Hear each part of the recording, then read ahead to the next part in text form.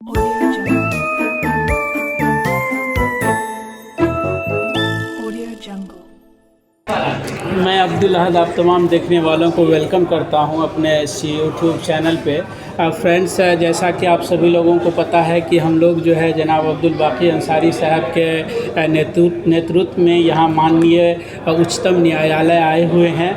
आपको बता दें कि हमारे साथ बैठे हुए हैं आदरणीय अधिवक्ता सर जनाब शाहिद अनवर साहब, और सर जो है सलमान खुर्शीद साहब के साथ जो है सर का चैम्बर है और सर उनके साथ मिल के काम करते हैं और हम लोगों के इस केस का सर ही इनिशिएट कर रहे हैं। सर के गाइडेंस में ही जो है ये केस लड़ा जा रहा है। तो सर से हम 2-3 चीज़ जानना चाहेंगे। सबसे पहले सर आपका वेलकम है हमारे इस यूट्यूब चैनल पे।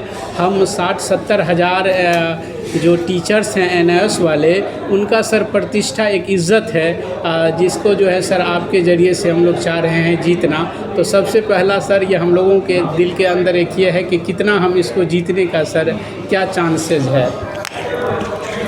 सबसे बड़ी बात यह है कि बहुत सारे पॉइंट्स जो हैं जी सर, जो ऑनरेबल हाई कोर्ट में लेना चाहिए था जी सर, वो उस तरीके से उस तौर से नहीं लिया गया। जी सर, इससे हम कह सकते हैं कि ऑनरेबल हाई कोर्ट ने गलती की है, जी सर, जिससे कि आपको जो स्केल्स है ट्रेंड का स्केल मिल सके, वो जिससे आप वंचित हो गए, जो नहीं मिल पा रहा इस ऑर्डर पे आने के बाद। जी जी जी जी सबसे बड़ी गलती है जो वहाँ पर जो डिस्कशन नहीं हुआ, ये हुआ कि जो अमेंडमेंट है एक्ट्स में 2017 में, उसमें ये कहा गया कि 31 मार्च 2019 का जो डेडलाइन फिक्स किया, उसमें कंप्लीशन ऑफ ट्रेनिंग की बात कही गई। जी सर, उसमें कहीं ये नहीं कहा गया कि आपके एग्जामिनेशन के रिजल्ट क्लियर होने चाहिए, आपके हाथ में से एक सर्टिफिकेट होना चाहिए।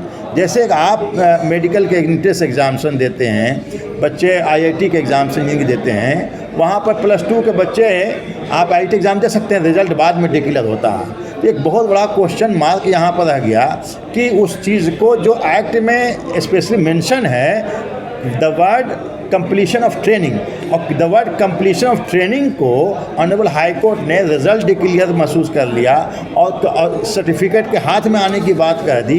ये सरासर गलत है। अच्छा, ये कैटेगरी इन्होंने एक कैटेगरी बना दिया ABCDEFG। बहुत सारे हज़ारों लोग ऐसे थे जो उस कैटेगरी में इवन फिट नहीं है, उनको भी उस कैटेगरी में ला के डाल दिया गया। हमारा केस ऐसा है, जो हमारे पास जो हमारे क्लाइंट आए हैं, उन्होंने एग्जामिनेशन भी दे दिया, उनके रिजल्ट से फिर नहीं आ पाया, उनका 31 मार्च से पहले एग्जामिनेशन हो चुका है, ट्रेनिंग कंप्लीट हो चुका है। भाई रिजल्ट देना न देना ये हमारी जिम्मेवारी तो है नहीं, रिजल्ट तो जो रिस्पोंडेंट है उसकी जिम्मेवारी थी। रिस्पोंडेंट अगर 2 साल तक रिजल्ट नहीं दिया तो क्या हम डिबार हो जाएंगे? जो बेनिफिट्स हैं ट्रेंड इसका जो स्केल है, उससे आप हमें बाकी लोगों को दे करके हमें नहीं दे करके, this is a kind of discrimination. एक complete article 14 constitution of India का वायलेशन है, जो कि ऑनरेबल हाई कोर्ट ने इसको कंसीडर नहीं किया गया। इवन कि बहुत सारे ऐसे भी केसेस हैं पटना हाई कोर्ट के, किशोर कुमार का केस है, एक और मैंने देखा एक और की जजमेंट है, इसमें ऑनरेबल हाई कोर्ट ने क्लियरली उसको बेनिफिट दिया गया है। जब बाकियों को बेनिफिट दिया गया तो हमें क्यों नहीं बेनिफिट दी जाए? तो इस तरह से वंचित करना हमारे समझ से हम जो सुप्रीम कोर्ट में आए हैं, इंशाल्लाह इस केस को हम पूरी तरह से जीतेंगे और हमारी पूरी एफर्ट्स रहेगी। और हमने जो सीनियर एडवोकेट इंगेज किया सलमान खुर्शीद साहब को, इंशाल्लाह वो भी समझेंगे और उनसे कि इस केस को बहुत मजबूती से लड़ा जाएगा और उनका भी रुझान रहेगा किस तरह से इसको आप लोगों को रिलीफ दिलाया जाए, क्योंकि ये कम्प्लीटली कॉन्स्टिट्यूशनल मैटर है। और कॉन्स्टिट्यूशनल मैटर में आप जानते हैं सलमान खुर्शीद की अपनी खासी एजुकेशनल मैटर में उनकी पकड़ है, और इंशाल्लाह जब उनसे हम डिस्कस करेंगे तो हमने जो अब तक मैटर बनाया है, जो ग्राउंड्स लिया है, हमें उम्मीद है कि इसमें और इम्प्रूवमेंट होगा और इससे हमको कामयाबी आने मिलेगी। जी सर जनाब अब्दुल बाकी साहब, और सर एक मतलब ये जानना चाह रहे हैं कि जैसे अभी जो ये हाई कोर्ट का डिसीज़न आया है, तो क्या उस डिसीज़न से वो टीचर्स मतलब जो है 22 मई 2019 का जिनका रिज़ल्ट आया है, दे आर अफेक्टेड और नॉट? अभी तो हमको बिहार सरकार जो हमारा मतलब एजुकेशन डायरेक्टर है, उनका लेटर आया और सब ये, लेकिन कोई कह रहे हैं कि आप लोग उससे जो है प्रभावित नहीं हो रहे हैं।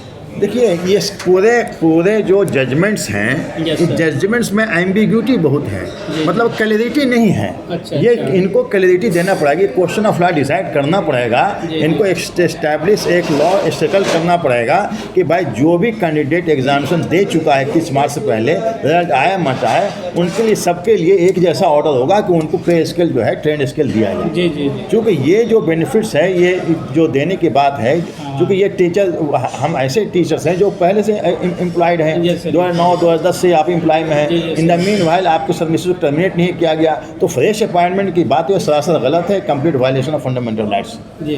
अच्छा सर, अगर कोई जैसे जिनका जो है रिज़ल्ट मतलब 22 मई 2019 के बाद आया लगातार, तो उन लोगों को भी तो इसका बेनिफिट मिलेगा ना सर? अब ऐसा है कि बाकी से देख लें, अभी तो हम अपने जी, केस जी, को yes, देख yes, रहे हैं, yes, yes. हाँ, और इसी पर हम स्ट्रेस दे रहे हैं। Yes, sir, और yes, बाकी जिनका एग्जामिनेशन रिजल्ट बाद में नहीं हो तो वो सुप्रीम कोर्ट में सेपरेटली अगर जाएँ तो उनको फिर कोर्ट कंसीडर कर जी, सकती जी, है, जो कंप्लीशन ट्रेनिंग की बात है सरासर। जी, बहुत बहुत शुक्रिया। एक सर आखिरी क्वेश्चन, इसमें हम कितना पेटिशनर हो सकते हैं, petitioner? Petitioner number of maximum आप जितना भी, उससे कोई इशू नहीं है, जितना हाँ, चाहे number of हम जो है petitions पेटिशनर। हैं। जी चलिए सर, बहुत बहुत शुक्रिया।